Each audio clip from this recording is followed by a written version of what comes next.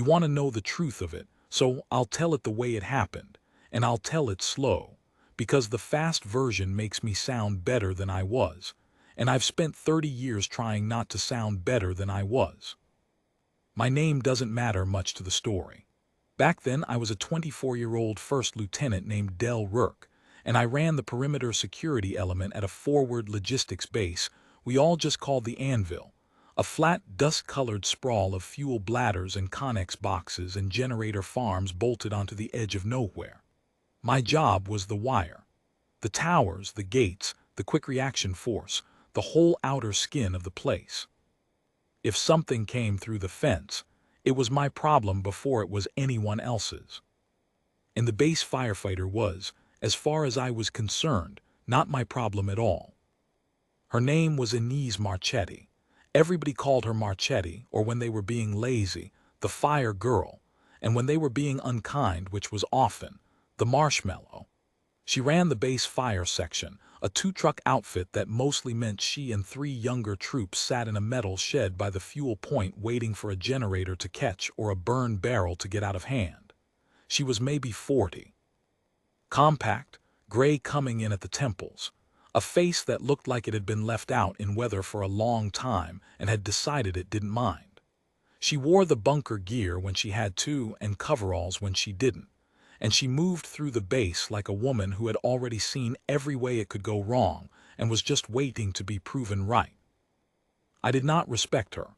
I want to be honest about that from the start, because the whole point of telling you this is the distance between where I started and where she left me. To me, she was overhead. She was the person who made me sit through the fuel handling safety brief. She was the one who'd shut down a generator I needed because a fitting was weeping diesel, and who'd stood there with her arms crossed while I lost my temper about it and just said, "It'll weep till it burns, LT. Your call, which?" She flagged 3 of my tower positions for blocked egress and made me move sandbags I'd spent a day emplacing. She was, in the specific and total way that a young officer resents anyone who slows him down, a pain in my neck. And she never pushed back the way I wanted her to. That was the thing that got under my skin. If she'd yelled, I could have yelled back. Instead, she just looked at me with those weathered, patient eyes and told me the true thing in the fewest possible words and then went back to her shed. Like the truth was a tool she'd used so many times the handle had worn smooth. The men took their cue from me, the way men do from the officer who runs the wire. Somebody started leaving marshmallows on the hood of her truck. Somebody drew a little cartoon on the whiteboard in the chow tent, a round smiling fire hydrant in a helmet, and wrote MARCHETTI under it, and it stayed up for a week, and I walked past it a dozen times and did nothing, which is its own kind of doing something. She had a burn on her left forearm, old, healed, a wide pale rope of scar tissue that ran from her wrist halfway to her elbow, the skin gone smooth and shiny the way burned skin does. In the chow line one day, a big supply sergeant named Vance Loud, well-liked, the kind of man who mistakes volume for command presence, nodded at it and said, "Loud enough for the table. What's that, marshmallow? You lean too close to the campfire." And a few guys laughed, and I was one of them. I laughed. God help me, I was 24 and I laughed. Marchetti looked at her own arm like she'd forgotten it was there. Then she looked at Vance, and she didn't smile and she didn't scowl. She just said, something like that. And she took her tray and sat down alone. I didn't think about it again for 6 weeks. Then the wire broke, and I thought about it for the rest of my life. #2 the weeks before. I'm going to slow down here, because the night everything turned only makes sense if you understand the small things that came before it. The things I dismissed at the time and only understood later, when I went back over that summer in my head, the way you run your hand over a wall in the dark looking for the switch. The first thing was the fuel point. We ran a big consolidated fuel point at the Anvil, bladders, and a manifold in a pump house, the arterial heart of the whole base, because a logistics hub is really just a machine for moving fuel and everything else is decoration. Marchetti spent a lot of time down there, more than I thought a firefighter needed to. I assumed she was hiding from work. What she was actually doing, I learned much later, was walking the ground. Every valve, every berm, every drainage cut, every place fire could travel and every place it couldn't. She knew that fuel point the way a surgeon knows a body. One afternoon, a young fueler named Bishop overtorqued a coupling and cracked it, and a fine spray of jet fuel came off it in a mist, and Bishop froze, just locked up, the way people do with a running engine 40 feet away and a mist of atomized fuel drifting toward it. I wasn't there. I heard about it later, and the way I heard it from 3 different people was always the same in the important part. Marchetti didn't run.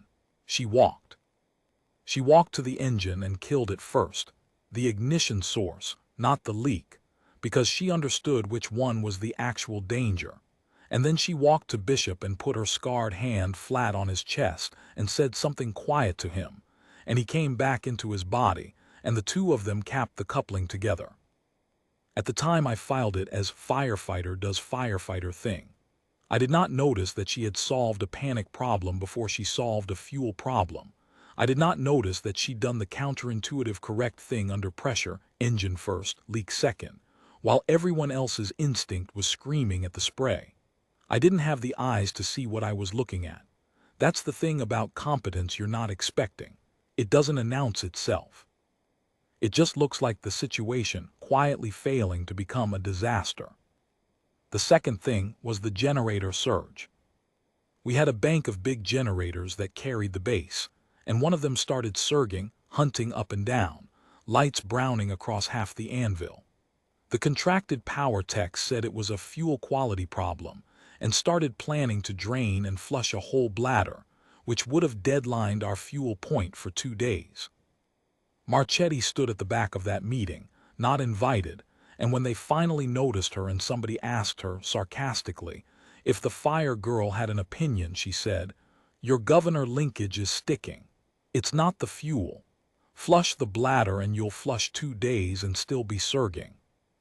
The lead tech laughed at her, actually laughed, and said something about staying in her lane, and I remember I half smiled, because it was satisfying to see somebody else annoyed by her the way I was.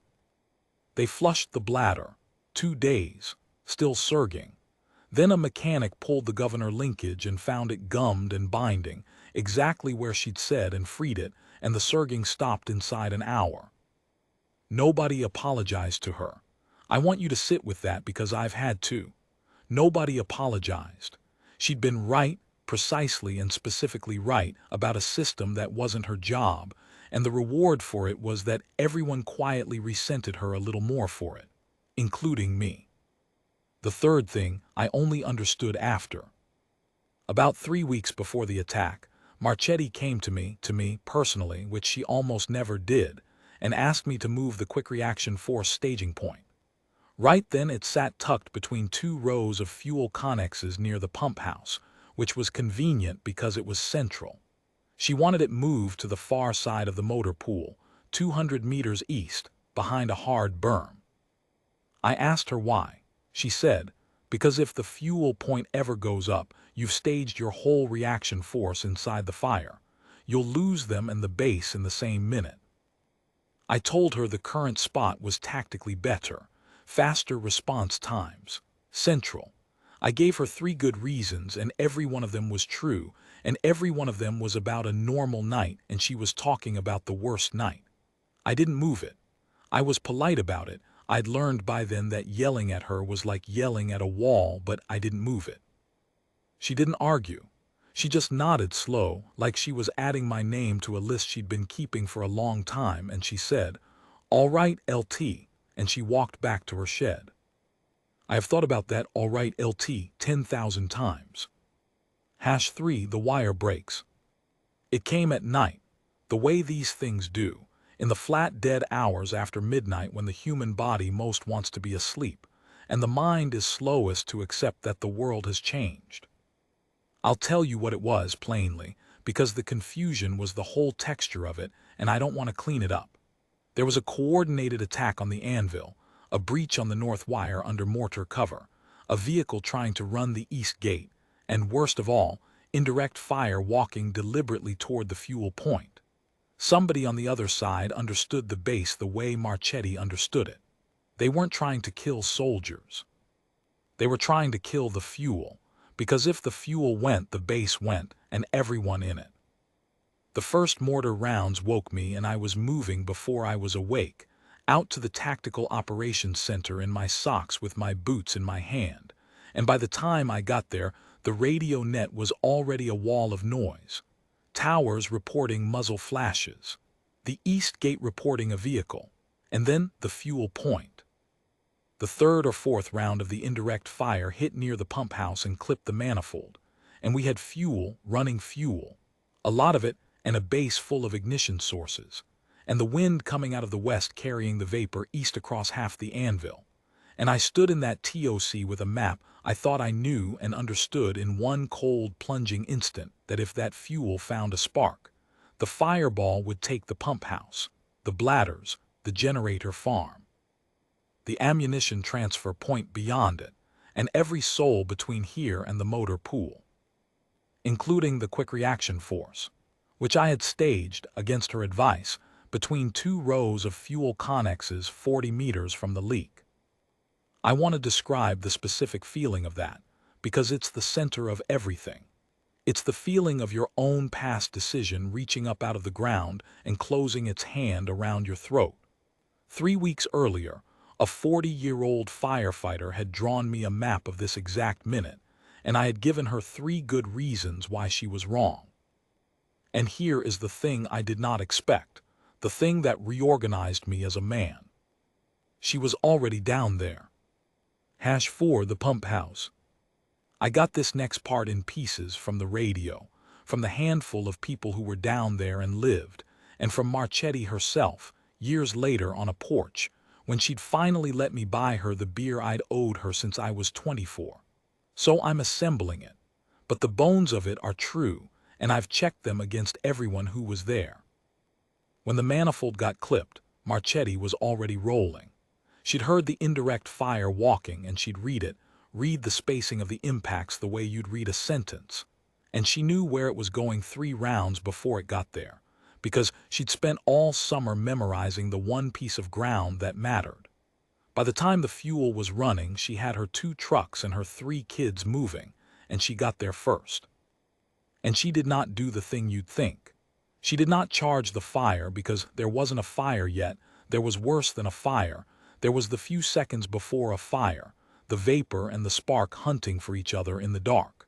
She did the counterintuitive correct thing again, the same shape as the coupling and the frozen fueler, just bigger.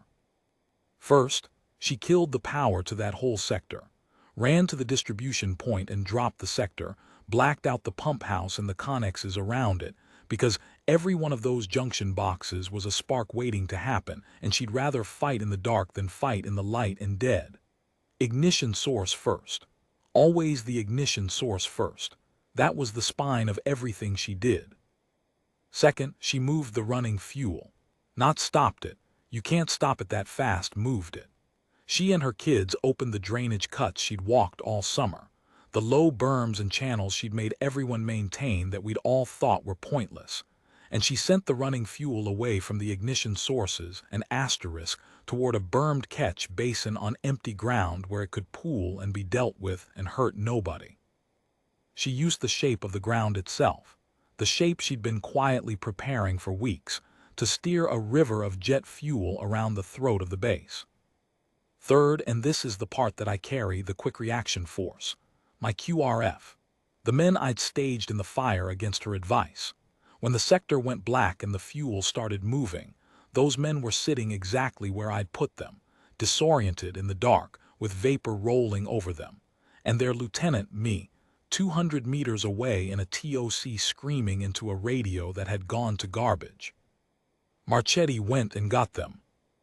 She came out of the smoke on foot, into a cluster of confused, half-panicked soldiers who outranked her and had been mocking her for 6 weeks, and she did the thing she'd done to Bishop at the coupling, just times 15.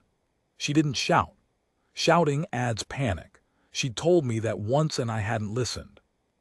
She got low and she got calm and she got loud in the specific flat way that cuts through panic without adding to it. and she gave them one job each and a direction to move. And she walked them, at the speed of the slowest scared man, because running would have broken them into a stampede toward God knows what. She walked them out of the fuel, and behind the hard berm on the far side of the motor pool, the exact spot she'd asked me to stage them in 3 weeks earlier. She put my men where I should have put them. She fixed my mistake with her body, in the dark, under fire, and she never once said my name. #5, the longest 4 minutes. I need to tell you about the wrench, because the men who were there tell it more than they tell anything else, and because it's the closest thing in this whole story to the moment everyone expects from a story like this. And it wasn't what they expected, and that's the point. There was a gun truck at the east gate, one of ours, trying to hold the vehicle that was pushing the gate, and its weapon jammed. Bad jam, the kind that panics a young gunner. And the vehicle was still coming, and the gate was going to go, and if the gate went, the attackers were inside the wire with the fuel already broken open, the exact nightmare, stacked on the exact nightmare. Marchetti was passing behind that gun truck with her last 2 firefighters, having just deposited my QRF behind the berm, and she heard the gunner screaming that his weapon was down, and she stopped. Now she was a firefighter, but you don't spend a life around machines, around fuel and pressure and metal under load, without learning how mechanisms fail and clear. She climbed up onto that truck, into the exposed gunner's position, with a vehicle bearing down and rounds coming in, and she took the weapon out of that terrified kid's hands. Not roughly, the way you take something dangerous from a child, and she cleared the jam. Just cleared it. Ripped the bad round out, reseated the belt, felt its seat, and handed it back. She didn't fire it. That's important. She never fired a shot the whole night. She handed the working weapon back to the boy whose weapon it was, and she said, close to his ear, "It's yours. Go." And she got down. He held the gate. He held the gate because for 10 seconds a middle-aged firefighter climbed into the most exposed spot on the base and gave him back the tool he needed, and then gave the fight back to him, because it was his fight and she knew it, and she wanted him to have it. That's the whole difference right there. The story you're expecting is the one where she grabs the gun and becomes the hero. The true story is the one where she clears the gun and gives it back and lets the kid be the hero, because she understood that a man who holds his own gate is worth more forever than a man who was saved at his gate. She was building him, even then, even in the middle of it. The QRF came out from behind the berm, organized now, dressed and led, because she'd staged them where they could actually move, and my platoon sergeant took them back into the fight the right way, and we sealed the north breach, and the vehicle at the east gate died in front of a gate held by a 19-year-old who would tell this story at his own retirement 30 years later. The whole fight, from the first mortar to the last shot, was maybe 11 minutes. The 4 minutes at the fuel point were the ones that decided it. And in those 4 minutes, the person who saved the anvil was the person I'd let them call the marshmallow. Nobody died at the fuel point. Nobody died in the QRF I'd misplaced. They were wounded, and it was a bad night, and I don't want to make it clean, but the fireball that should have taken the heart of the base and everyone near it never came, because a firefighter spent all summer preparing ground nobody thanked her for, and then spent 4 minutes using it. #6, the basin at dawn. Here's a thing they don't tell you about a night like that. It doesn't end with a bang. It ends with gray light and ringing ears and everyone standing around not quite believing they're still standing. I came down to the fuel point at first light because I had to see it. I had to see the thing I'd almost caused. The catch basin on the empty ground was a black lake of pooled fuel, dead still, steaming a little in the cold morning, sitting exactly where it could hurt nobody. The pump house was scorched but standing. The connexes I'd staged my men against were peppered and blackened. If they'd been where I put them, I'd have been writing letters for a week. Marchetti was sitting on the running board of her fire truck with her helmet off and her coveralls open at the throat, and she had a burn, a fresh one, on the same forearm as the old scar, a new rope laid over the old rope, and one of her kids was rapping it and she was letting him and correcting his rap quietly, teaching him even then. Her hands weren't shaking. I remember that. Everyone's hands were shaking that morning and hers weren't, and it wasn't because she felt less. It was because she'd been to this exact place in her mind so many times that, when she finally arrived, it was familiar. I walked up to her and I didn't have anything ready to say. I was 24 and I just watched the person I'd disrespected for 6 weeks save my career and probably my life and definitely my men. And there is no script for that. They don't teach it. You just have to stand there in the wreckage of your own certainty and be a person. I said, "You moved them behind the berm." She said, "Yeah." I said, "The spot you asked me for." And she looked at me, not hard, not to make me pay, just level with those weathered, patient eyes, and she said, "I know the ground, LT. That's the whole job. Knowing the ground before the fire needs it." And I understood then that she'd known. All summer, she'd known she was surrounded by people who thought she was overhead, a marshmallow, a fire hydrant in a helmet, and she'd walked the drainage cuts and mapped the fuel point and asked me to move the QRF and maintained berms everyone thought were pointless, all of it, not to prove anything to us, not to be vindicated. She'd done it because if the bad night ever came, the marshmallows and the cartoons on the whiteboard wouldn't matter and the ground would, and she'd decided a long time ago which one she was going to serve.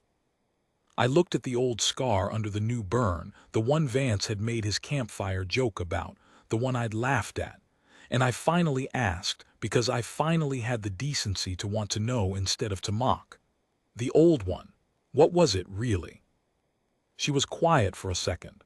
Then she said a place name I won't repeat here and a year, and she said, "I went back into a fuel fire for 2 men, got one out." And she didn't say anything else, and she didn't have to. Because the whole thing was in the space where the second man should have been. That was the scar, not a campfire. A man she couldn't reach, worn on her arm every day, under the cartoons and the marshmallows and my laughter, while she quietly built the one thing she could build, ground that wouldn't kill anyone else the way that fuel fire had. I'd laughed at that.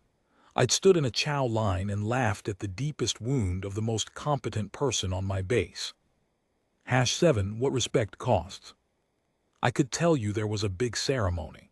There was, eventually, a formal thing, the kind with a formation and a citation read out loud, and she stood through it with the same expression she wore for the fuel handling brief, like she was enduring it for our benefit. But that's not the part that matters, and if I made it the ending, I'd be lying to you the way those cheap stories lie. The part that matters is smaller, and it cost me more.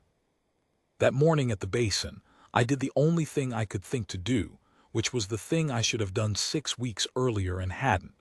I came to attention in the mud in front of a firefighter, and I saluted her. And it wasn't regulation. She wasn't owed a salute by rank. I outranked her, and that was exactly why it was the only currency I had that meant anything. I gave her the one thing my pride had been hoarding all summer. She let me hold it a second. Then she stood up off the running board and she returned it slow, one arm still half wrapped, and then she did the thing that finished remaking me. She stuck out her scarred hand for me to shake, and when I took it she didn't let go right away, and she said, "You're not a bad officer, LT. You just trust the map more than the ground. Fix that and you'll be a good one. Being wrong all summer is a thing you can fix." She handed me that. She could have handed me a grave, the grave of my career, the grave of my self-regard, and instead she handed me a road out of it, the same way she'd handed the gunner back his weapon. She built me too, even then, even after everything. I went and I found Vance, the supply sergeant, and I made him take the cartoon down off the whiteboard himself, and I made him do it while she wasn't there. Because vindication that's performed for the person is just another way of making the night about us instead of about her. And I never called her the marshmallow again, and neither did anyone who'd seen the basin at dawn, which by then was everyone. #8 30 years. I stayed in. I made it a career, and I'd like to think I made it a decent one, and if I did it's because, A 40-year-old firefighter told me in the mud that I trusted the map more than the ground, and I spent 30 years trying to earn my way out of that sentence. I command more than a wire now. And every base I've run, the first person I go find is whoever everyone's decided is overhead. The fire section, the fuelers, the water purification troop, the ones nobody stages a story around, and I go and I ask them to walk me through their ground. Because I learned the hardest possible way that the person you've written off is very often the only one who's actually memorized the worst night before it comes. Inez Marchetti retired a few years after the anvil.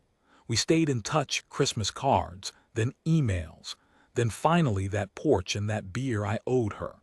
She never once brought up the marshmallows or the cartoon or the campfire joke. She'd let all of that go a long time ago, or maybe she'd never picked it up in the first place, because she'd decided who she was serving and it was never us. I asked her once on the porch why she never pushed back that summer. Why she never made us respect her when she so clearly could have, when she had every right. She thought about it for a while. Then she said, "Respect you make somebody give you isn't worth having. I just kept doing the work, figured the fire would introduce us eventually." And she smiled a little, the only time I ever saw her smile about any of it. It always does. She was the base firefighter. They thought that was the small version of a person. It was the largest person I ever served with. And it took a broken wire and a river of fuel and the worst 4 minutes of my young life to give me the eyes to see it. I've had them ever since. And